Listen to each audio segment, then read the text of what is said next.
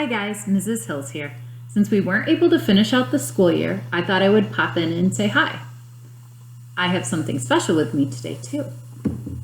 Some of you may remember this or recognize it from preschool. It's called the mystery box. And inside of here I have a fruit or a vegetable. I'm going to put my hand inside and feel it, and we're going to try to guess what it might be. Now, some of you may have already had this year, as I was able to bring it in some of your classrooms. But there are a lot of you that didn't get to try this year. So let's find out what it might be. It's long and it's skinny. Kind of feels like a stalk. It's really smooth, but a little bit spiky too. And it has some bumps at the top. It might be the bottom. I don't really know if it's the top or the bottom. Let's find out what this is. Asparagus. Asparagus is my absolute favorite vegetable, and it's also one of the first vegetables that grows in the spring. It grows really well in Michigan, even here in the Upper Peninsula.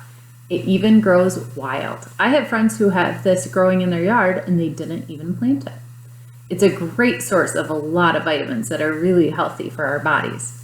It's a good source of vitamin A that helps us see better. It's also a good source of B vitamins. B vitamins give us energy. It's also high in vitamin C and E. Both of those vitamins help boost our immune system so we don't get sick as much.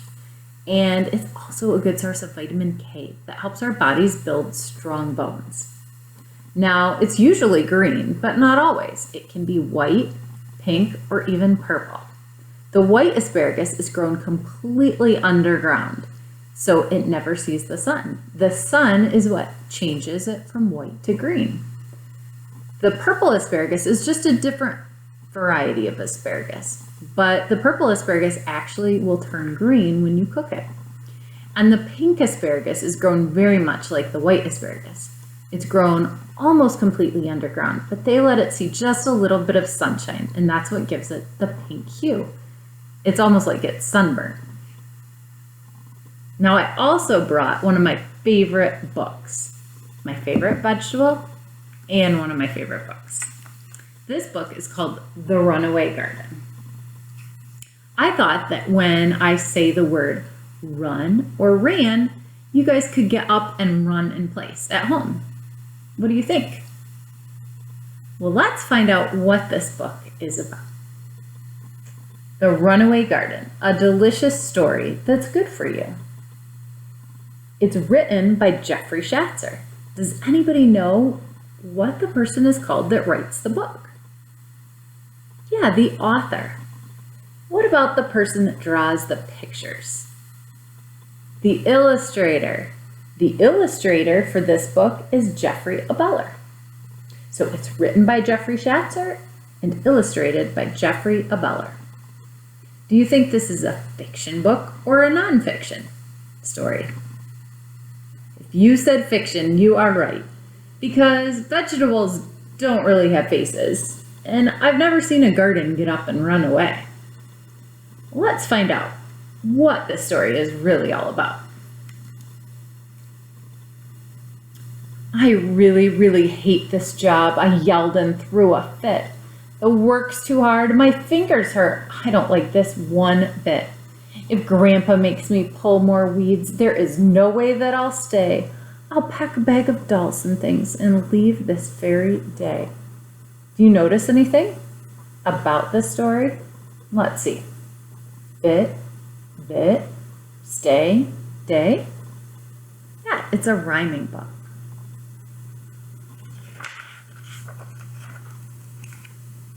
Still mad that night, I took a seat on our squeaky back porch swing. Grandpa sat beside me, but I wouldn't say a thing. He handed me a toothpick as he put one in his mouth. The stars came out as the moon hung low, cradled softly in the south.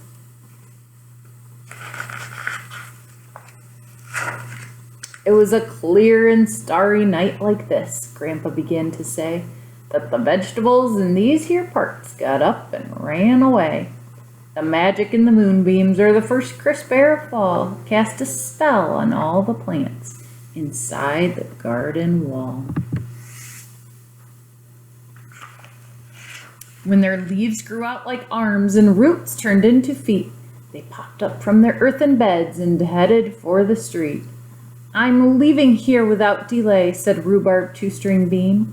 I want to do what I've never done and see what I've never seen.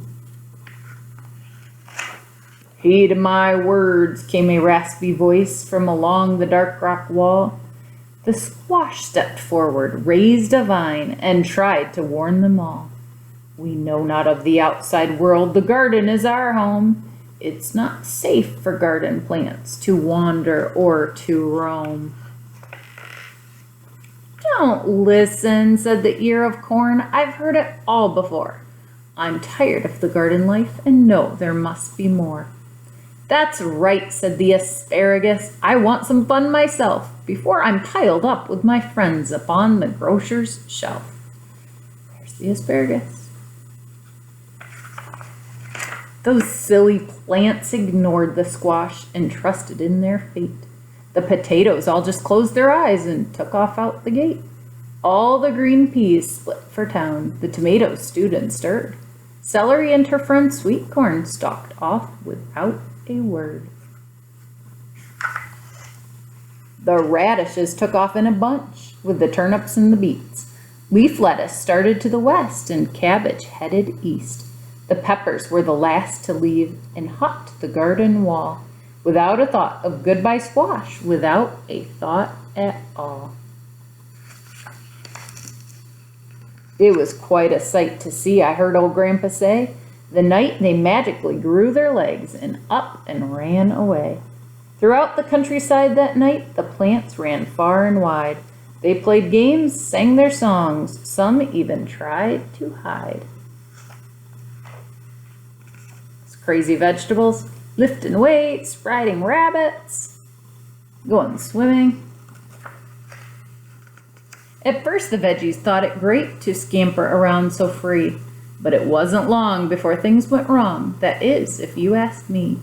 Even the berries got in a jam before the night was done. I guess those silly plants found out that running away's no fun. Grandpa swirled the toothpick in his mouth. I wish I had a nickel for every cucumber and beet that got into a pickle. Some pumpkins got themselves squashed flat, and radishes all turned red. Peppers popped, snap beans snapped, and a cauliflower lost its head. Before the yawning rays of dawn, they made their way back home. Each said, I'm sorry to the squash, vowing never again to roam.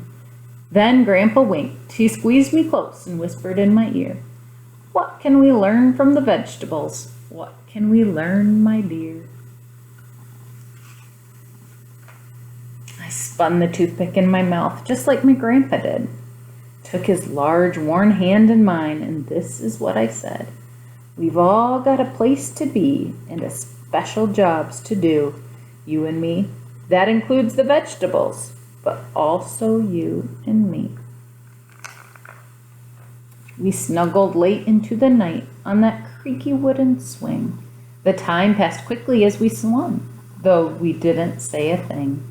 Just before I fell asleep, in the moon's soft golden wash, I kissed my grandpa's baldy head. From then on, I called him Squash. Do you see the resemblance?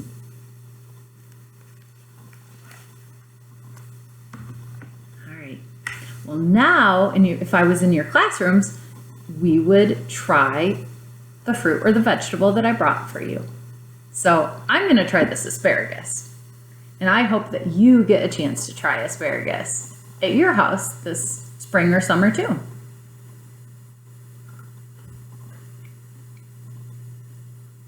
Very sweet. But I forgot to do something. I forgot to smell it first. Asparagus doesn't really have that much of a smell, but it does have a delicious, sweet, crunchy taste. I like to saute mine in olive oil and a little tiny bit of garlic, but you can also eat it fresh right out of the garden or from the store if you wash it really well. All right, I hope to see you soon. Bye.